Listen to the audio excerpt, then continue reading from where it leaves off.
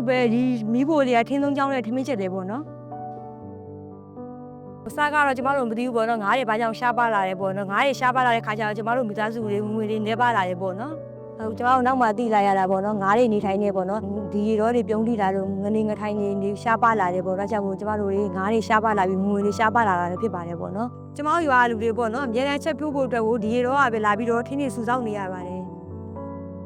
2024ဇွန်လမှာပေါ့ကျမတို့မှာဘိုကလေးမှရှိတဲ့အသေးစားငါးလုပ်ငန်းဖွဲ့ဖို့ပေါ့နော်။ရိုင်ပြီးသားငါးတွေလွယ်မှုဆုံးရှုံးမှုနဲ့ပါအောင်ရေရှည်တည်တံ့တဲ့ငါးလုပ်ငန်းတွေကိုဖြစ်အောင်လို့ပေါ့နော်။ကျဲစင်းမေးအမျိုးသမီးအဖွဲ့နဲ့ FAO တို့မှာကူညီပံ့ပိုးဖို့အတွက်ကျမတို့ရွာတွေကိုရောက်လာခဲ့တယ်ပေါ့နော်။နောက်တော့ကျမတို့အသေးစားရေလုပ်ငန်း25ဖွဲ့နဲ့အတူ FAO နဲ့ပေါ့နော်။ဘာလို့ငါးတွေရှားပါလာတယ်ဆိုတာကိုကျမတို့တွေပူးပေါင်းပြီးတော့ပေါ့နော်စဉ်းစားလာခဲ့ကြတယ်။ဒီပြဿနာနဲ့ပတ်သက်ပြီးပေါ့နော်ကျမတို့တွေဘယ်လိုလုပ်ကြမလဲဆွေးနွေးတိုင်ပင်ကြတယ်ပေါ့ရက်ရတွင်းရှိပေါ့နော်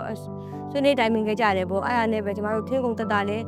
မီးဖို့လေးပေါ့နော်လုပ်မယ်လို့ကျမတို့ရည်ရွယ်ခဲ့ကြတယ်ပေါ့နော်အကြောင်းမို့ကျမတို့ဒီထင်းကုန်တက်တာလဲမီးဖို့လေးလုပ်ခဲ့ကြတယ်ပေါ့ဘာဖြစ်တော့လဲဆိုတော့ကျမတို့တွေနေ့စဉ်သုံးဆွဲနေတဲ့ခုတ်နေတဲ့ထင်းနေရဆိုရင်ပြီပေါ့နော်ဒီရောတွေခုတ်ပြီးတော့စိုက်နေရတာပေါ့နော်အဲ့မှာခုတ်တဲ့ခါကျတော့ဒီရောတွေရှားပါမှုတွေဖြစ်လာပြီးတော့ငနေငထိုင်နေပျက်စီးလာပြီးတော့ကျမတို့လေ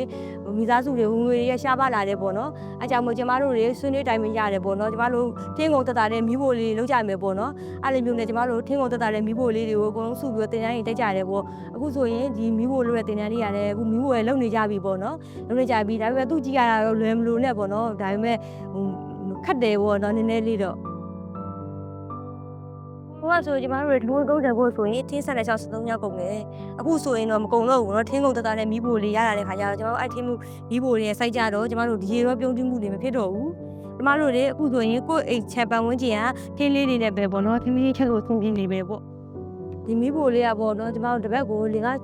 ငါးလုံးရောင်းရတယ်ပေါ့အဲ့ဒါသူ့ရဲ့အမြက်ကလေးကတစ်လုံးကို4500အမြက်ပါတယ်လူရဒီဘက်ကျတော့အသားငါရှားတဲ့ခါကျတော့ကျမတို့ဒီမီးဖိုလေးကတစ်ပတ်တစ်လမ်းကအလုံးကလေးဖြစ်တဲ့ခါကျတော့မိသားစုကိုတော်တော်ထောက်ပံ့နေပေါ့เนาะ